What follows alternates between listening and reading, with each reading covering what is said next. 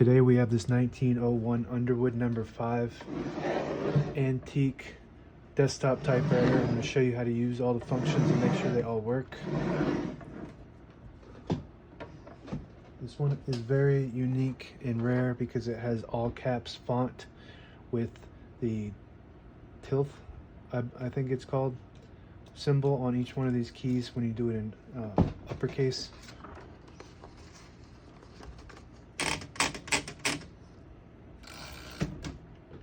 To set the margins, they're right here and right here. You just move it like that, and that's the left margin. I like to keep it away from this paper holder here, so we're going to put it right there and set it, and that's where you'll stop on that side, and then the end, it's already set. We're going to keep it where it is.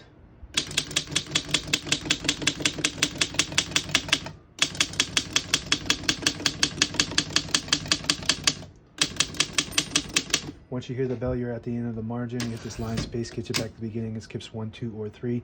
Right now we have it on single, but if you want double, you just flip that switch down 1. And we'll skip 2. Down 1 more, it skips 3. That works good. We're going to keep it on single and finish typing.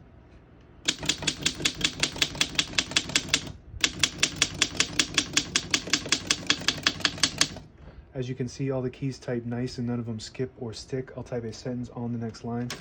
And for that, we're gonna bring in this margin a little bit further so the bell dings when we get to the end of the sentence.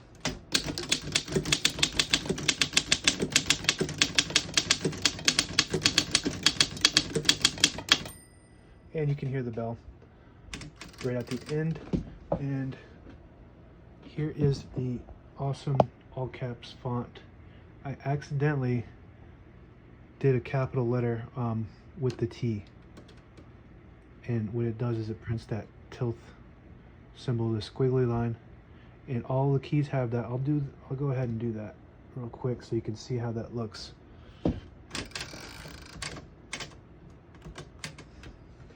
So I'll just go ahead and do that so you can see it.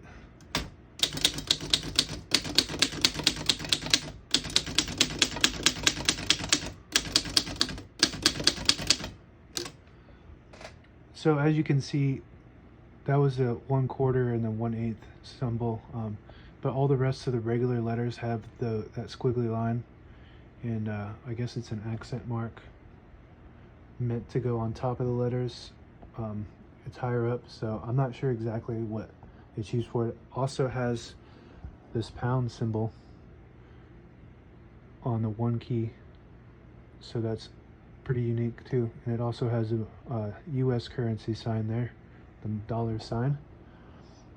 Very unique. I've never seen a keyboard with these symbols like this, so I'm not sure what it's called, but very rare. To pull the paper out easy, you just flip this switch down on the right side there. It unlocks the rollers, allowing you to pull the paper out easy. With a little thicker paper like carbon copy or cardstock, or multiple pages at once. Got a shift on each side, and that's this right side on this model. These older models, this is a 1901.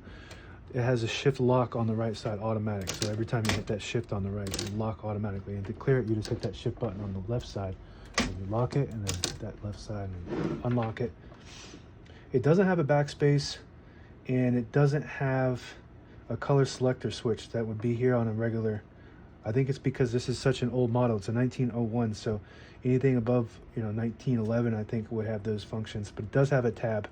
So we'll hit the tab and it stops at all these spots in the back right here. It'll stop at each one of these, and you can move them just like this. You can move them wherever you want, and it locks into these teeth if you line it up right. 1, 2, 3, 4 of them, and if you're not using them, you can slide them all the way to this side. So I'll show you from this side. Move these margins all the way to the end on each side, and back to the beginning of the margin. You hit that tab button in the front, and it'll stop at each one of those, just like that. Works great. After all these years, it still works great. This is your ribbon direction control wheel. So you push it in, and it'll pull to the far side here, the left side, which is where we want it to pull because all the brand new ribbon is loaded here on the right. But if you want it to pull to the right, you just pull it out like that, and then you can wind it and see which way it's pulling to. Push it in to pull to the left side, and we're going to keep it that way.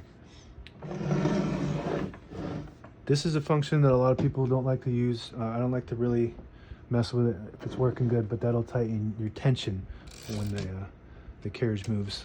So this is your main spring, and that will tighten the tension for when it pulls to the end.